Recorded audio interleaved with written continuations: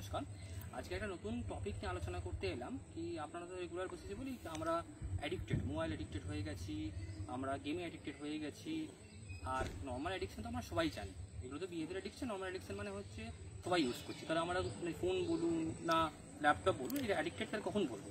যখন দেখবেন কি আপনি ইউজেসটা আপনার কাজের জন্য, পড়াশোনার জন্য করছেন, তারপর আবার ছেড়ে দিচ্ছেন, আপনি নর্মাল অ্যাক্টিভিটি, নর্মাল ঘরেকে টাইম দেওয়া, সব কিছু সোশ্যাল অ্যাক্টিভিটি করতে পারছেন। কিন্তু দেখছেন এইগুলো ফোন ছাড়া, মানে ল্যাপটপ ছাড়া যখনই আপনি ঘরে আসছেন, ফ্যামিলি মেম্বার্সকে টাইম দিচ্ছেন, তখন দেখছেন কি আপনার মন খিটখিটে হয়ে যাচ্ছে। আপনার মনে হচ্ছে কি যেটা ফোমো বলি, মানে মিসিং অফ সামথিং, মানে কিছু একটা মিস করে ফেলছেন, কিছু মিস করে ফেলছেন, এরকম লাগছে।